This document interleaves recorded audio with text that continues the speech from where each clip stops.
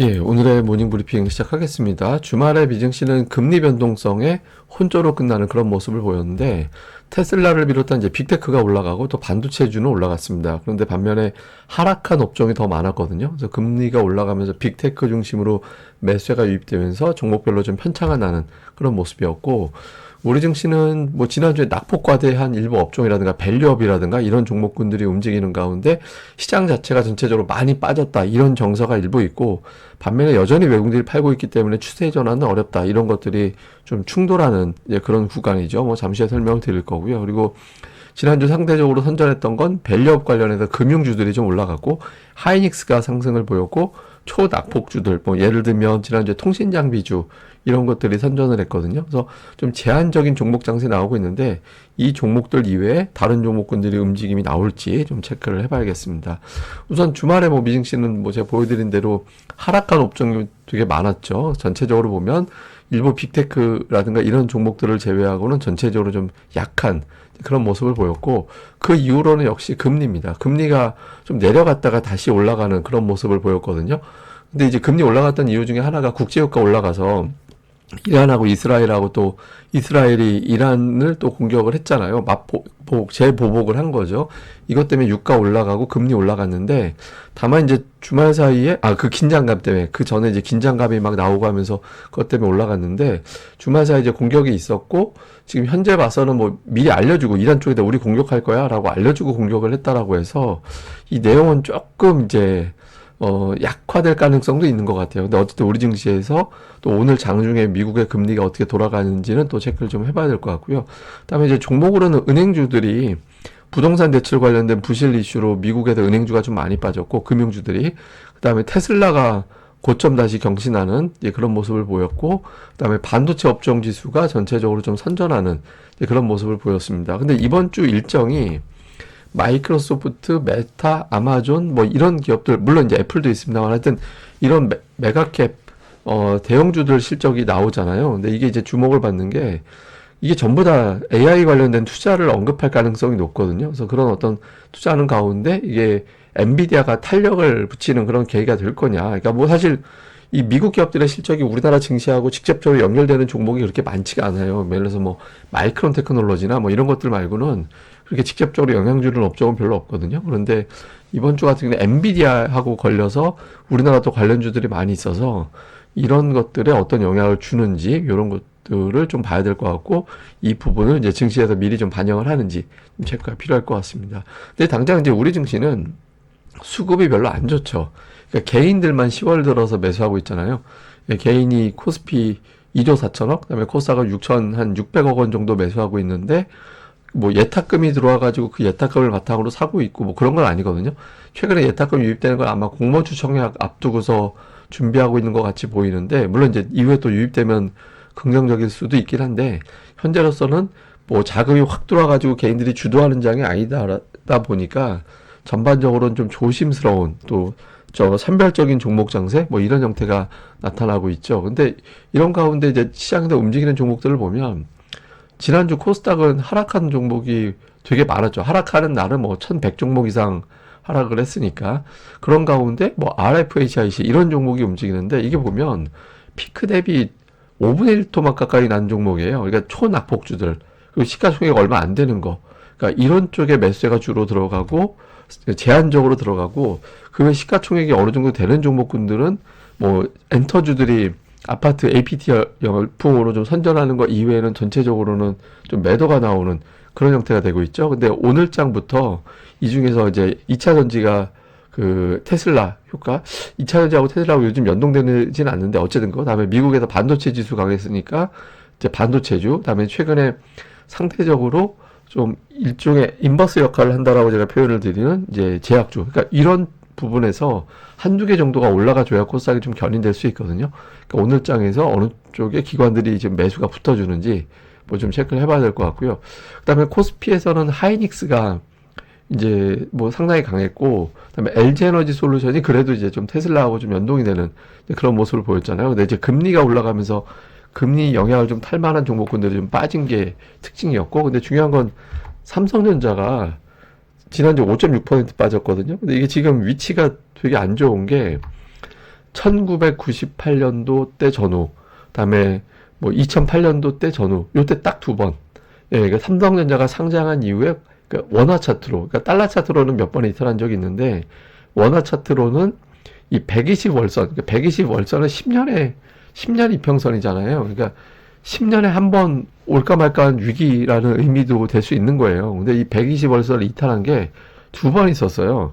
그러니까 우리나라 IMF 터졌을 때랑 2008년도 금융위기 때, 심지어는 2000년대 초반에 IT 버블 때도 120월선을 안 깼거든요. 근데 지금 120월선에 다가가고 있어요. 정확하게 55,100원이거든요. 그러니까 여기까지 왔는데 이게 금융위기로 해석이 될 정도 상황인가?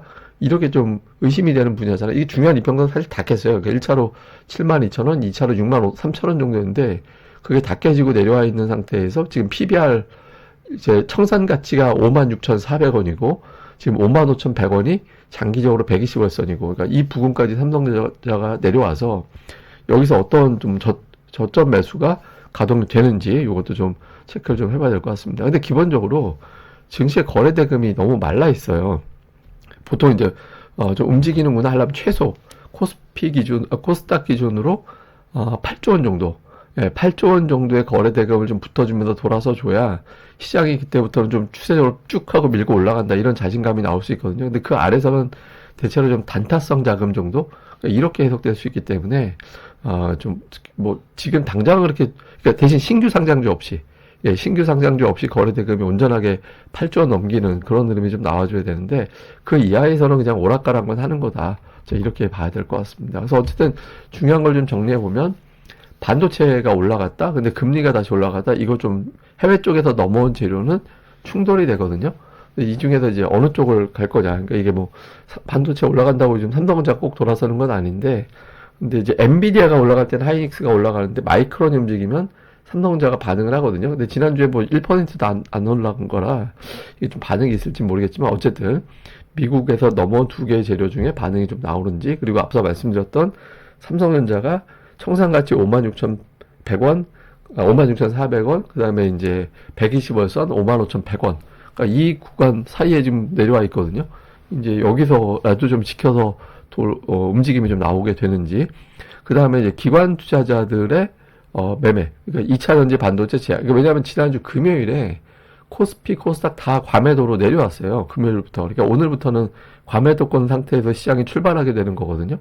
그래서 여기서 어떤 좀 일부 종목들은 좀 상승 시도하는, 반등 시도하는 종목군들이 좀 등장할 가능성이 있는 시점입니다. 그래서 어떤 업종이 메인이 되는지. 근데 이게 앞서 보여드렸던 뭐 통신 장비 이런 거 종목 수도 몇 개 안 되고 시가총액도 별로 안 되기 때문에 이렇게 시장을 끌어당길 수 있는 업종이 아니잖아요. 그래서 굵직한 업종 중에서 기관들이 선택해서 끌어올리는 게 뭐가 되는지, 요 좀 이 뭐래도 걸려야 돼요. 그러니까 쉽게 얘기해서 이게 그래야지 시장이 좀 숨을 쉴 수 있는 틈이 생기는 거니까 그런 것들을 봐야 될 것 같고, 그다음에 조금 조심스럽게 봐야 되는 거는 이제 환율입니다.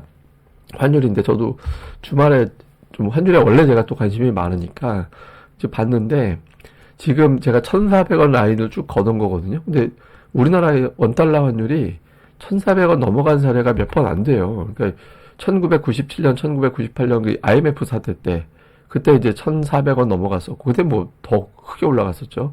그다음에 2008년도 금융위기 때 넘어갔었고, 2020년 레고랜드 사태 때도 그 환율이 그 1,400원 넘어간 적이 있었거든요. 그러니까 이게 환율 1,400원이 우리한테 그렇게 썩 좋은 게 아니에요. 당연히 그렇죠. 왜냐면 그 2007년 금융위기 때 보면 환율이 급등하고 주식시장 뚝 떨어지고, 다음에 또 하나는 2022년 그때 레고랜드 사태로 가는 방향에서 환율이 올라가면서 또 주식시장 빠져. 원래도 좀 주식시장이 좀 그렇긴 했지만 또 레고랜드 사태 그때 직전에도 환율이 확 올라가면서 추세적으로 별로 안 좋은 기억이 좀 있었잖아요. 그때 또. 그러니까 이게 별로 이게 좋은 신호는 아닙니다, 우리나라에서. 그러니까 요 부분들이 나올 때, 물론 이제 환율이 왜 올라가느냐에 따라서 재료로 반영되는 건 달라요. 예를 들면 뭐 달러가 워낙 강해서 다른 나라도 비슷하게 올라가고 이러면 상관없는데, 제가 지금 환율을 왜 갑자기 보게 됐냐면 그동안에 외국인들 매도가 그렇게 나와도 환율이 안 올랐었어요. 그러니까 좋게 해석하면 외국인들이 주식 팔고 그 돈 가지고 외국으로 빼지 않았다, 그냥 가지고 있는 거니까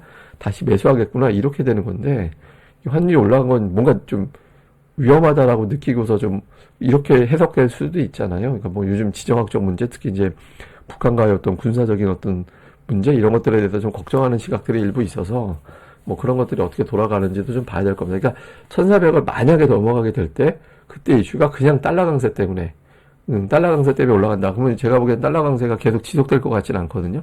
초장기로.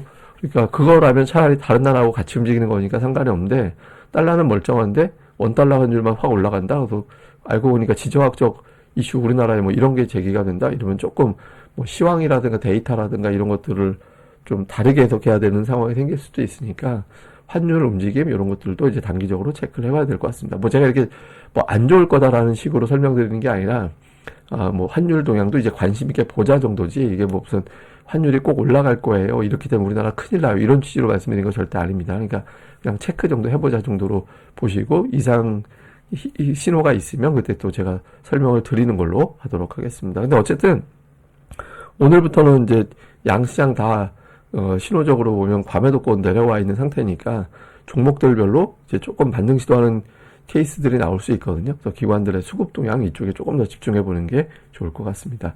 예, 그럼 또 오늘 하루도 잘 보내시고요. 저는 또 다음에 뵙겠습니다. 이 방송 구독하기와 좋아요 꼭 좀 부탁드립니다. 감사합니다.